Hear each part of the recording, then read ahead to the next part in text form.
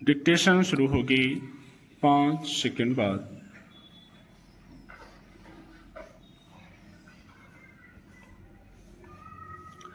मानव सभ्यता का जन्म प्रकृति की गोद में उस काल में हुआ जब हमारे पूर्वज जंगल, नदी, पहाड़ आदि क्षेत्रों के समीप रहते थे।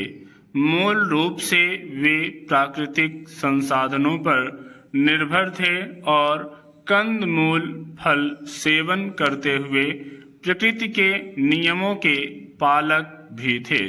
व्यक्ति अपने को प्रकृति का अनुयायी मानकर उसके हर मौसमी चक्र से अपने को आत्मसात करना अपनी निर्बाध नियति मानता था। प्राकृतिक रौद्र आज की अपेक्षा उस काल में काफी सीमित थे, क्योंकि लोग प्रकृति से संतुलन बनाए रखने की आवश्यकता से भी जुड़े हुए थे। सभी मौसम अपने दायित्व संचालन में मानवीय आचरण के विभिन्न पहलुओं से तादात्म्य स्थापित किए हुए थे। अतिवृष्टि और अनावृष्टि की घटनाएं कम हुआ करती थीं, क्योंकि प्रकृति अपने संतान को दुख या विपदा देने की स्थिति से हर संभव परहेज करती थी।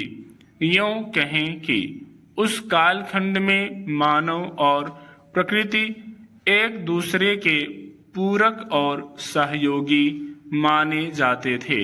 क्रमशः कृषि के धरती पर आगमन ने मानव प्राणी को एक अलग परिधि से युक्त करते हुए उसकी भूख को कृषि संसाधनों के विविध आयाम से सामंजस्य बनाने में अहम भूमिका निभाई।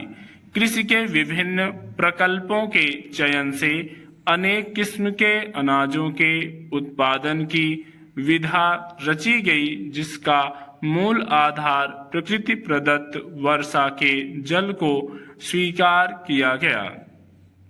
धीरे धीरे मानवीय सभ्यता के विकास की गति जब तेज हुई तो हम सबकी आवश्यकताओं में भी स्वाभाविक रूप में वृद्धि के द्वार खुलने लगे।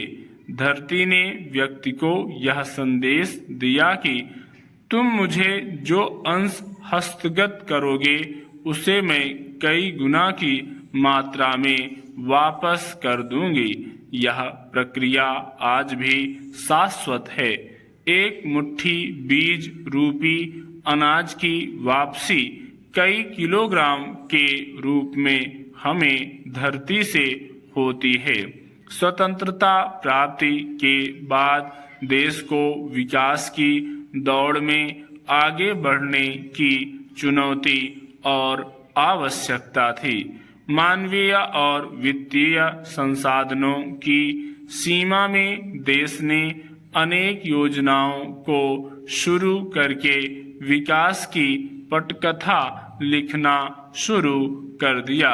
लेकिन चूक यह हुई कि प्रगति के लक्ष्य बिंदु को शीघ्रता में स्पर्श करने की अदम्य प्यास ने हमें प्राकृतिक संसाधनों के असीमित भंडार में सेंध लगाने के दुस्साहस से भी लैस कर दिया। इस स्थिति में हम यह आकलन नहीं कर पाए कि विकास का अंतिम लक्ष्य क्या होगा। इसके योजना स्रोत कहीं हमारी प्राकृतिक संपदाओं में क्षरण तो नहीं ला रहे हैं। अंतहीन विकास का घनघोर जुनून अभी भी हम पर सवार है कि हमारे कदम रुक नहीं पा रहे हैं। आर्थिक और तकनीकी रफ्तार यह मूल्यांकन करने से परहेज कर रहा है कि जिस दिशा में विकास के ध्वज लहराए जा रहे हैं वे हमारे भविष्य एवं भावी संतति के लिए कितना उपयोगी हैं। वैज्ञानिक प्रयोग ने यह सिद्ध किया है कि हम जो जल पी रहे हैं, अनाज और अन्य खाद्यान्न सामग्री सेवन कर रहे हैं और जो ऑक्सीजन ले रहे हैं, उसकी बुनियादी क्षमता में तेजी से क्षरण हो रहा है। स्टॉप।